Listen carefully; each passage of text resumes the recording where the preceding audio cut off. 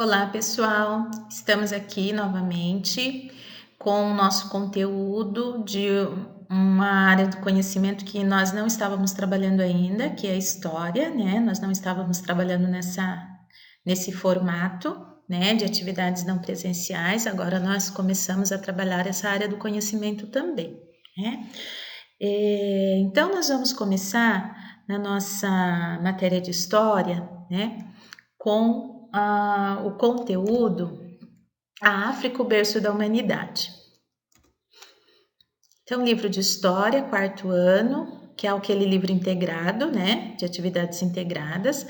Eu coloquei da página 17 até a 22, porque eu vou voltar um pouquinho, tá? Para vocês realizarem a atividade, eu tinha colocado da página 19, porque até a página 17, né, do início do livro, lá da página 12 até a página 17, nós tínhamos visto na sala de aula. Então, eu achei melhor a gente eu mostrar para vocês, falar um pouquinho sobre essa parte inicial aí do berço da humanidade, mas antes do berço da humanidade ainda tem a parte de documentação histórica, né? A paleontologia, a arqueologia, a geologia. Então, tudo isso é importante vocês darem uma lida. Nós já fizemos na sala de aula, mas é importante vocês darem uma lida, né? Porque faz parte aí do nosso conteúdo de atividades que precisam ser trabalhadas, né? De conhecimentos que vocês precisam adquirir aí ao longo do quarto ano, desculpa.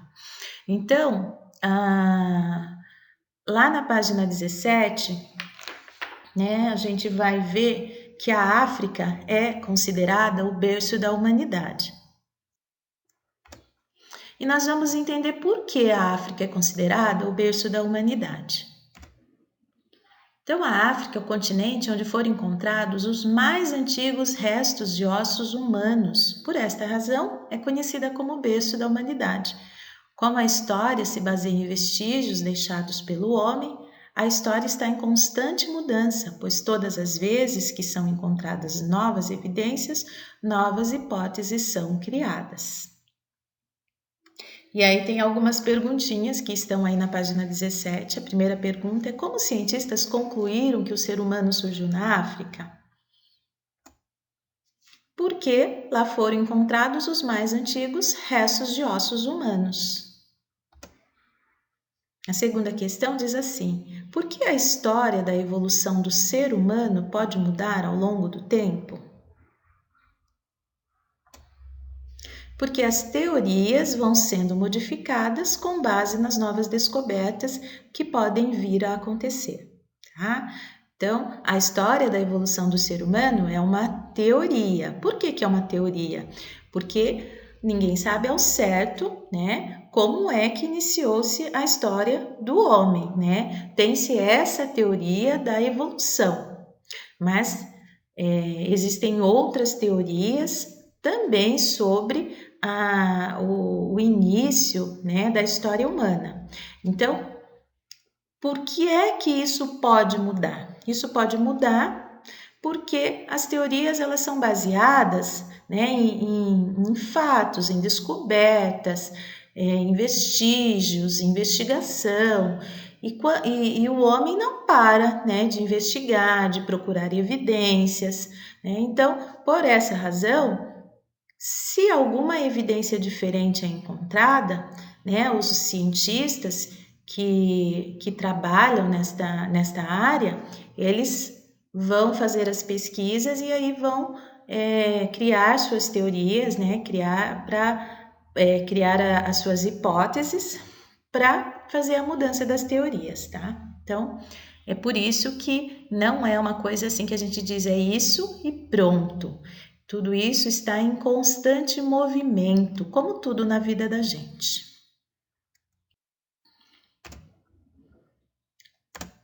Nós temos aí, no início da história da humanidade, a gente ouve falar do homem como coletor. E o que seria o homem como coletor? Então, a raça humana como coletor caçava animais e coletava vegetais por onde passava.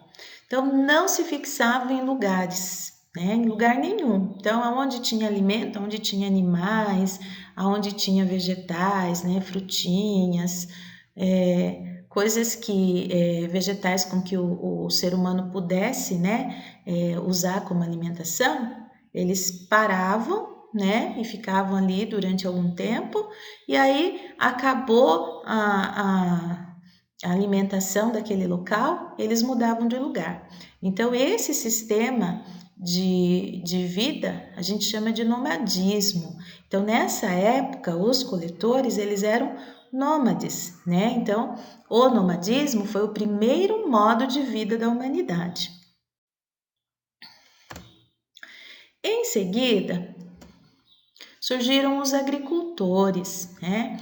Então, houve a necessidade de parar em algum lugar, né? Porque os homens começaram a perceber, provavelmente que dos lugares próximos ali onde eles exploravam, já não, né, não havia o alimento da forma, né, como era no princípio.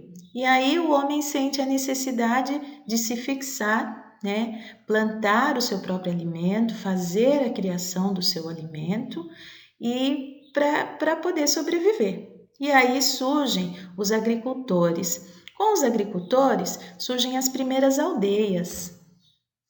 Os agricultores plantam e criam animais para sobreviver. A sedentarização, que é o modo de vida onde as pessoas se fixam em lugares, proporcionou o surgimento de aldeias. Então, a palavra sedentária ela vem daí, o sedentarismo, a sedentarização. O que é? É quando alguém se fixa em algum lugar e não fica mais correndo atrás do alimento, né? O homem desenvolveu aí técnicas que lhe permitiu criar o seu próprio alimento, né? Então aí o homem se fixa criando as aldeias, criando a agricultura.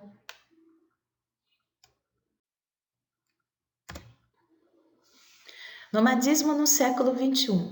Então, nos dias atuais, apesar da maior parte das pessoas seguirem um modo de vida sedentário, né, aquelas que se fixam nos lugares onde elas, né, vivem, escolhem para viver, ainda tem pessoas que vivem de forma nômade, sem se fixar em lugar nenhum. Geralmente essas pessoas vivem do comércio, né? Elas saem de uma cidade para outra fazendo algum tipo de comércio, ou elas vivem da criação de animais. Essas pessoas que vivem da criação de animais geralmente são pastores, né? Aonde o seu rebanho vai, ele vai seguindo o rebanho em busca de alimento. Aí nós vamos ter as questões que aparecem para vocês na página 20. Desculpa, na página 21. A página 20, 19, 20 e 21, gente, vocês precisam ler. A professora está dando a explicação, né, com as palavras da professora, mas vocês precisam ler o que está escrito no texto, que vai ajudar aí a fortalecer o conhecimento de vocês. Após o início da agricultura, toda a humanidade passou a ser sedentária? O que vocês acham? Não, né, gente? Eu acabei de falar lá atrás que não, que hoje ainda existem pessoas que não vivem de forma sedentária, ou seja, elas saem dos lugares, elas são nômades, elas ficam por algum tempo em algum lugar e aí, né, tanto que elas não têm nem casas, né? Casas geralmente são barracas ou algum outro tipo alternativo de moradia, né? Para que elas possam ter a possibilidade de movimentar a moradia para onde quer que elas resolvam ir, tá? Então, olha lá. Não, ainda hoje muitos povos vivem de forma nômade, muitas pessoas vivem de forma nômade, né? Quais as principais atividades? Escrevi atividades errado aí, mas aí vocês arrumam, que eu não consigo arrumar agora daqui. Quais as principais atividades econômicas praticadas pelos povos nômades na atualidade? Aliás, vocês não precisam nem arrumar, porque o de vocês está no livro, né? É só vocês responderem. Eu que digitei errado na pressa. Olha lá. Essas pessoas, elas vivem do comércio ou criam animais. Por que muitos povos nômades são pastores? Porque vão seguindo o seu rebanho em busca de alimento. Então, finalizando aí a página 21, no livro de vocês tem umas figuras aí de pessoas que vivem ainda de forma nômade, né? Deem uma olhada aí nas legendas das figuras, das fotos e a gente vai aí construindo o nosso conhecimento. Às vezes a gente acha que não, que todo mundo vive da mesma forma que a gente vive, né? E a história, ela tá aí justamente para mostrar para a gente que não, que as coisas não são bem assim, né? Cada um vive dentro da sua cultura, dentro daquilo que aprendeu, dentro daquilo que acredita, dentro daquilo que acredita que seja o correto, tá bom? Eu espero que vocês tenham tido sucesso aí na realização das atividades e não deixem de ler o livro, tá bom? Um beijo no coração de vocês, até mais!